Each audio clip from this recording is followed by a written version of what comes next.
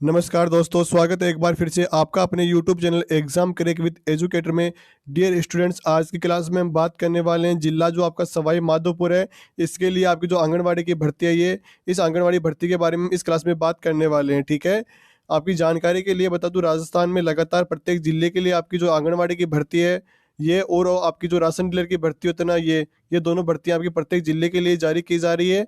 तो आप इन दोनों भर्तियों की अपडेट सबसे पहले पाने के लिए आप हमारे इस चैनल के साथ में जुड़ सकते हो। ठीक है, बात करें इस भर्ती के बारे में तो इसकी योग्यता आपकी 12वीं पास रहती है, बिना परीक्षा के आप सीधी भर्ती रहती है। महिलाओं के लिए बेस्ट जॉब मानी जाती है आंगनबाड़ी की। अपने गांव में रहकर अपने घर के नज़दीक दिन में कुछ घंटे काम कर कर आप एक सरकारी नौकरी प्राप्त कर सकते हो। ठीक है, बाकी इसकी जो आपकी लास्ट डेट रहने वाली है ना फॉर्म भरने की सवाई माधोपुर जिले के लिए, वो आपके रहने वाली है 9 जनवरी 2026। आपकी इसमें लास्ट डेट रहने वाली है फॉर्म भरने की। ओके, आगे इस क्लास में आपको इस वैकेंसी से संबंधित A to Z जानकारी देने वाला हूँ, जैसे कि इसका फॉर्म आपको कैसे भरना है, इसका वेतन यानी सैलरी कितनी रहती है, कौन कौन इसमें फॉर्म भर सकता है, इसकी एज लिमिट क्या रहती है, इसका सिलेक्शन का प्रोसेस क्या रहता है। सारी इन्फॉर्मेशन आपको आगे इस वीडियो में मिल जाएगी। ठीक है, तो आप क्लास में एंड तक बने रहना, बाकी इसकी सारी इन्फॉर्मेशन आपको इसके नोटिफिकेशन के माध्यम से ही मिलने वाली है।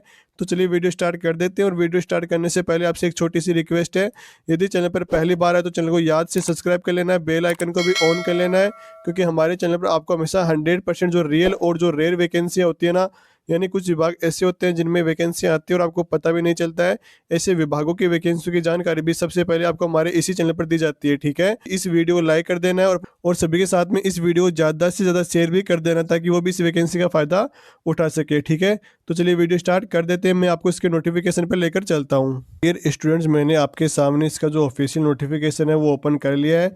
इसमें आपको लिखा हुआ दिख जाएगा कि कार्यालय उप निदेशक समेकित बाल विकास सेवाएं जिला सवाई माधोपुर। ठीक है, और इसमें आपकी जो पोस्ट रहने वाली है वो आपकी आंगनवाड़ी कार्यकर्ता और सहायिका की पोस्ट इसमें रहने वाली है। ठीक है, इसमें दे रखा है कि जो भी पात्र एवं इच्छुक विवाहित और अविवाहित महिलाएं, यानी इसमें आप विवाहित और अविवाहित, मैरिड और अनमेरिड दोनों प्रकार की महिलाएं इसमें है ना आवेदन कर सकती है। ठीक है, तो इसमें लिखा हुआ है कि संबंधित बाल विकास परियोजना कार्यालय में विस्तृत जानकारी एवं आवेदन पत्र का प्रारूप प्राप्त कर निर्धारित दिनांक 9/1/2026 यानी 9 जनवरी 2026 को सायं 5 बजे तक निर्धारित प्रारूप में 2 प्रतियों में पूर्ण रूप से भरकर संबंधित बाल विकास परियोजना कार्यालय में प्रस्तुत करेंगे। यानी आपको अपने जो भी डॉक्यूमेंट्स हैं उन सबकी 2 फोटोकॉपी करवानी होगी, 2 सेट आपको उनके बनवाने होंगे, और इसको आपको संबंधित बाल विकास परियोजना कार्यालय में आपको सायं 5 बजे तक 9 जनवरी तक जमा करवा देने हैं। ठीक है, यहाँ पर आपको परियोजना कार्यालय का नाम दे रखा है, जिस भी परियोजना कार्यालय में आपकी वैकेंसी आ रखी है वो दे रखी है।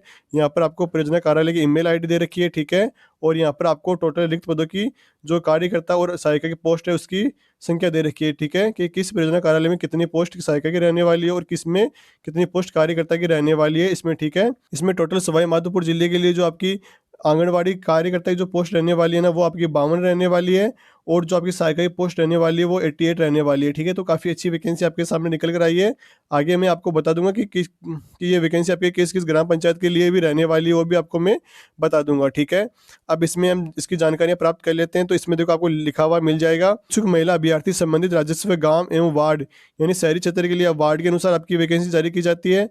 आंगनवाड़ी कार्यकर्ता एवं सहायिका के रिक्त पदों की जानकारी एवं शर्तों के संबंधित बाल विकास परियोजना अधिकारी कार्यालय में या अथवा विभागीय वेबसाइट पर आप देख सकते हो। ठीक है, तो आपको मैं इसी नोटिफिकेशन के माध्यम से बता दूंगा। इसमें आपको दे रखा है कि आवेदन फॉर्म भी आप ना विभागीय वेबसाइट से डाउनलोड कर सकते हो। ठीक है, और बाकी इसका जो आवेदन फॉर्म है ना वो आपको अपने संबंधित बाल विकास परियोजना कार्यालय में भी मिल जाएगा। ओके, और वही बात लिखी हुई इसमें कि भरे हुए आवेदन पत्र की 2 हार्ड कॉपी में संलग्न सब प्रमाणित दस्तावेजों से संबंधित बाल विकास परियोजना अधिकारी कार्यालय में व्यक्ति से या रजिस्टर्ड डाक द्वारा कार्यालय दिवस में दिनांक 9/1/2026 को सायं 5 बजे तक जमा कराए जा सकेंगे। यानी आप खुद भी जा सकते हो, डाक द्वारा भी भेज सकते हो, लेकिन मेरी सलाह ये रहती है कि आप खुद जाकर वहाँ पर जमा करवाना है। ठीक है, क्योंकि आपको वहाँ पर एक रसीद दी जाती है, वो रसीद आपको डॉक्यूमेंट वेरिफिकेशन टाइम पर काम आती है। ठीक है, यदि आप डाक द्वारा भेजोगे तो आपको वो रसीद नहीं मिलेगी, और वहाँ पर यदि आपके फॉर्म में कोई गलती हो जाती है तो आप खुद जाओगे तो आप सही करके उसको जमा करवा कर अपनी रसीद प्राप्त कर सकते हो। ठीक है, मैं आपको इसमें केवल मेन पॉइंट बताऊंगा, बाकी इसको आपको खुद को पढ़ लेना है। मैं आगे बता दूंगा कि आपको नोटिफिकेशन कहाँ पर मिलेगा। ठीक है, अब देखो इसमें आपको यहाँ पर प्रत्येक जो परियोजना कार्यालय है ना उसका नाम दे रखा है, रिक्त पदों की संख्या दे रखी है, और यहाँ पर आपको आंगनवाड़ी केंद्र का नाम जहाँ पर रिक्तियाँ हैं, ठीक है। यानी आपको सारी जानकारी आपको यहाँ पर देखने को मिल जाएगी। यहाँ पर आपको अपने गांव का और अपने वार्ड का नाम जरूर देख लेना है, और आपका गांव किस ग्राम पंचायत में आता है, ठीक है, वो भी आपको देख लेना है। क्योंकि जैसे मान लो आपकी जानकारी के लिए, जैसे एक एग्जाम्पल हम ले लेते हैं, ये जो नारायणपुर है ना, इसमें जैसे मान लो 3 गाँव आते हैं, ठीक है। नारायणपुर ग्राम पंचायत है और इसमें 3 गांव आते हैं, तो आप तीनों गांव कैंडिडेट्स में अप्लाई कर सकते हो, ठीक है। इस बात का भी आपको ध्यान रख लेना है, ओके। तो इन सब के लिए आपकी वैकेंसी रहने वाली है। अब इसके बारे में हम अन्य जानकारियां प्राप्त कर लेते हैं इस वैकेंसी के बारे में। तो इसमें लिखा हुआ है कि नंबर 1 पॉइंट लिखा हुआ है कि ग्रामीण या शहरी क्षेत्र में महिला जिस आंगनबाड़ी केंद्र के लिए चयन हो रहा है ना, वह उस राजस्व ग्राम या वार्ड की स्थानीय निवासी होनी चाहिए, ठीक है। जैसे आपको इसको समझा देता हूँ मैं। जैसे मान लो यहाँ पर ये जो नारायणपुर है ना, यहाँ पर वैकेंसी है, ठीक है, और इसमें मान लो 3 गांव आते हैं, और ये आपकी ग्राम पंचायत, तो इसमें आप तीनों गांव में कैंडिडेट अप्लाई कर सकते हो, ठीक है। लेकिन इसमें जो टॉक्सी के है ना, टॉक्सी कैंडिडेट इसमें अप्लाई नहीं कर सकते हैं, इस बात का आपको ध्यान रख लेना है, ठीक है। ऐसे जैसे मान लो वार्ड नंबर 10 में वैकेंसी है, तो इसमें वार्ड नंबर 11 के कैंडिडेट अप्लाई नहीं कर सकते हैं, ओके। इस तरीके से आप इस पॉइंट को समझ सकते हो। अब नेक्स्ट इसमें लिखा हुआ है कि आंगनवाड़ी कार्यकर्ता एवं सहायिका हेतु न्यूनतम आपकी 12वीं उत्तीर्ण आपके पास में होनी चाहिए, ठीक है। अब इसमें दे रखा है कि आपके आवेदन पत्र के साथ में आपको कौन कौन से डॉक्यूमेंट्स लगाने हैं। तो इसमें लिखा हुआ है कि अधिकतम शैक्षणिक योग्यता संबंधित अंक तालिका का प्रमाण पत्र, बीएड, बीएसटीसी, डीएलएड यदि आपने कर रखा है तो वो भी आप इसमें लगा सकते हो, ठीक है। 12th तो आपको लगानी है, साथ में यदि आपने अधिकतम कोई भी क्वालिफिकेशन की है ना, वो आप इसमें लगा सकते हो। इसका बेनिफिट भी आपको दिया जाता है, ठीक है। सेकेंडरी की अंक तालिका का प्रमाण पत्र यानी 10वीं की मार्कशीट आपको लगानी है। मतदाता पहचान पत्र, राशन कार्ड, आधार कार्ड आपको लगाना है। अनुसूचित जाति, जनजाति, पिछड़ा वर्ग, अल्पसंख्यक, आर्थिक पिछड़ा वर्ग, आदिवासी एवं घुमंतुक, गति आधारित दिव्यांगजन, 40% विकलांगता की स्थिति में सक्षम प्रमाण पत्र के आधार पर, विधवा, तलाकशुदा का प्रमाण पत्र, आयुर्वेद, nursing, GNM, ANM, RSCIT, PGDC इत्यादि दस्तावेजों की सब प्रमाणित प्रति आपको संलग्न करनी होगी, ठीक है। यानी जो विधवा महिलाएं हैं उनको तो अपने पति का मृत्यु का प्रमाण पत्र लगाना होगा। जो तलाकशुदा है ना, उनको जो न्यायालय के द्वारा जो डिक्री या आदेश जारी किए जाते हैं ना, उसका प्रमाण पत्र आपको लगाना होगा, ठीक है। और इनमें से आप जिसका भी बेनिफिट चाहते हो ना, वो आप इसमें डॉक्यूमेंट्स लगा सकते हो, ठीक है।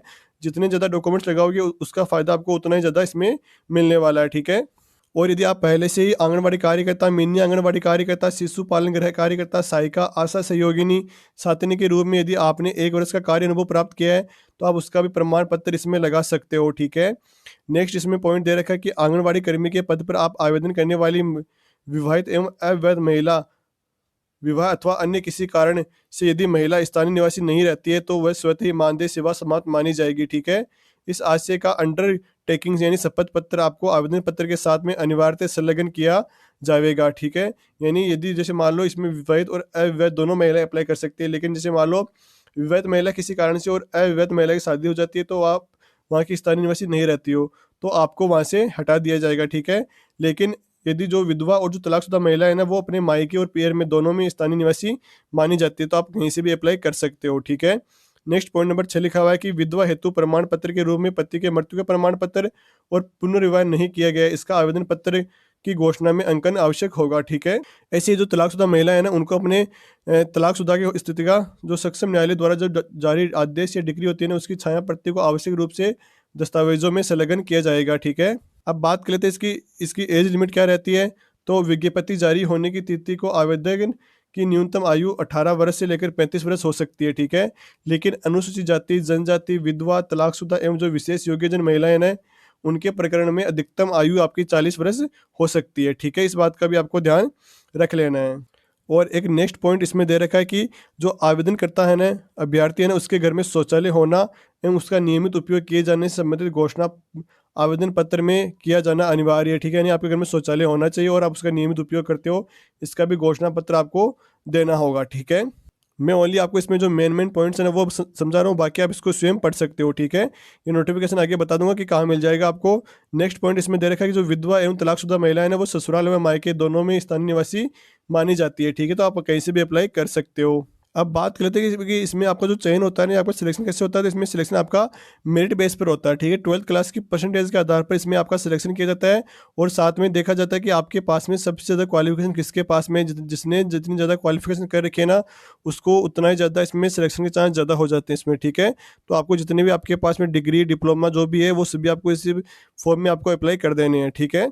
अब बात करते हैं इसकी सैलरी की। तो इसकी सैलरी आपकी 8,000 रुपये से लेकर 12,000 रुपये के बीच में आपकी इसमें सैलरी रहती है, ठीक है। तो गांव में रहकर दिन में कुछ घंटे काम कर महिलाओं के लिए काफ़ी अच्छी जॉब मानी जाती है आंगनबाड़ी की, ठीक है। बेस्ट जॉब होती है आंगनबाड़ी की, ओके।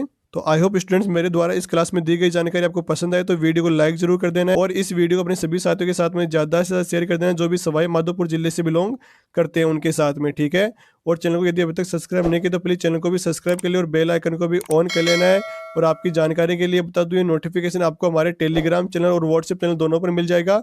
इन दोनों की लिंक आपको वीडियो के नीचे डिस्क्रिप्शन बॉक्स में मिल जाएगी, वहां से जाकर आपको इन दोनों को ज्वाइन कर लेना है, और ये नोटिफिकेशन आपको वहीं पर मिल जाएगा, ओके।